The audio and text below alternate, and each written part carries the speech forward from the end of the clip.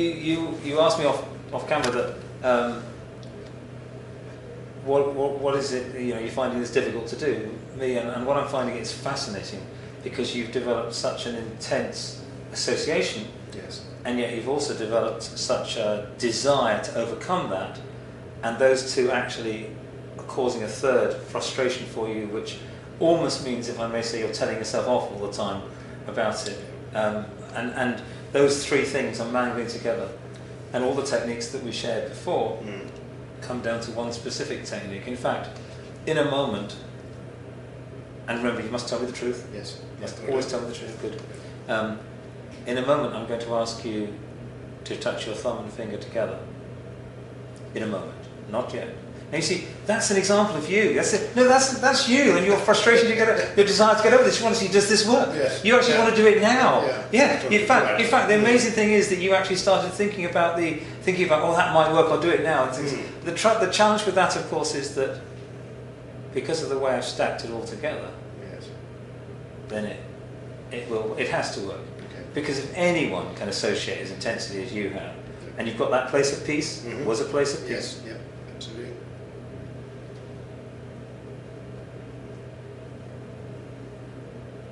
What's going to happen now is that the place of peace will basically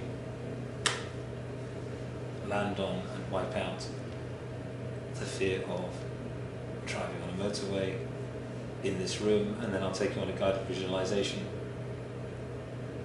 And I believe that will be enough for you to give this a go, and you've got your technique, which we'll come back to in a second.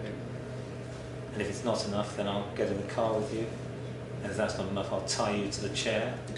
Okay? We're going to get you driving on motorways. Yeah. Okay. I'm enjoying it as well, by the way. Okay. So, I asked you a question, and you gave me a half. Do you remember this question? Yes. It was in a previous session. I said 0 is not able at all to drive on a motorway, and 10 is absolutely relaxed about the idea of driving on a motorway. Everything's fine. So where are you now? This is not a trick question now, this is where are you now? I'm going up the scale. Where are you? 3. 3. Yeah. Okay. Again, I'm going to count to 3, not because you said the number, because 3 is a magic number. And on 3, you're going to press your thumb and finger together. And then I just want you to give me an honest answer of where you are on that scale, okay? Because the extraordinary thing is that every word I've been using, every sentence I've been using, every look I've been using with you has been for you to return to being yourself. Returning to being that 17-year-old with the freedom of the road, the freedom of choice, the freedom of movement that you had then. And that place of peace and the feelings you have when you're in that place of peace will flood through you the moment you do that on 3. Now, it's a very simple action you're going to do. It's a very personal one. No one will ever be able to see you doing it. It's a very discreet one. Are you ready? Yes. Yep. Okay.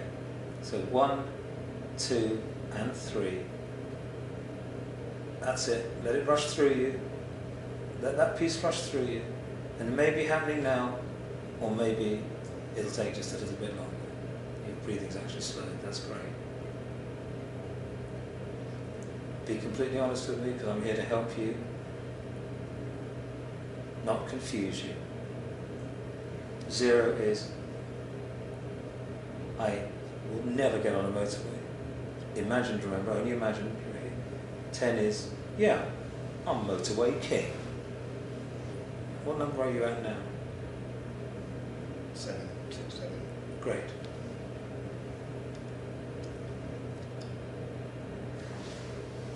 Your mind cannot tell the difference between something that happens in reality and something you imagine with emotional intensity. You may remember in Lisbon that with 9,999 others you stood up and you moved your arm behind your back and people were stunned. Do you remember doing that? You don't remember doing that? Yes, we do. Yes. Don't say if you didn't. You do. Yes. Good. Yes. Good. Yeah. And your mind can never tell the difference. Yeah. That which is really quite extraordinary. Okay. So when you do drive on the motorway, you'll come down from the Cotswolds. Which junction would you enter? Would you go on the M4? What's your favourite motorway? M4, I'd come on M4. Cool, we're up to 6 or 7. We can have a favourite motorway now. Yeah, the M4, yeah. Junction? 15. Is that Chippenham? It's off to Lechlade and Cirencester. Cirencester? Yeah, Cheltenham. Cirencester. Cheltenham, okay. And you would drive towards London, say? Okay, that's fine. Yes. Yeah. What kind of car do you drive? A Peugeot. Ford, what model? It's RCZ. That's quite a nice model. Yeah, yes.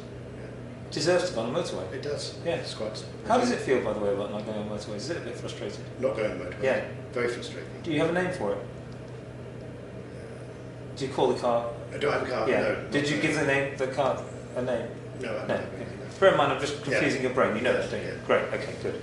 I'm not talking nonsense for the sake of it. Okay, so just for a few minutes now, you're completely safe. You're in your chair. I'm going to ask you to close your eyes and press your thumb and finger together, and I'm going to take you on a journey. Okay? So, please close your eyes and press your thumb and finger together and be in your place of peace. And feeling in your place of peace, with all the joy and the happiness and the relaxation that brings you, I want you to imagine with Gail getting into your beautiful Peugeot, and Gail comes out to drive and you say, no, I'm driving today. I'm driving today because I'm in control of my life. I'm in control of the choices I make, I'm in control of my actions, and I want my freedom back. Gail is very, very, very impressed. You get in the car and off you go.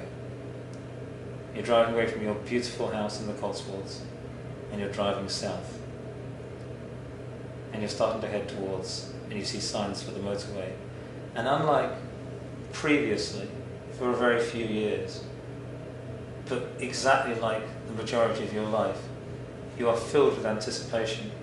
You're actually feeling bizarrely excited about getting to the motorway. Keep your thumb finger pressed together and the place of peace is running through you. You're even driving with your thumb and finger gently touched together, because I chose a technique that is perfectly safe when you're steering a car. And you're coming towards the motorway and Gail says, are you okay, my darling? And you said, I can't wait, I just cannot wait. I just cannot wait. And she said, well, if you don't like it, we can come off after the first junction. And you say, no, no, no.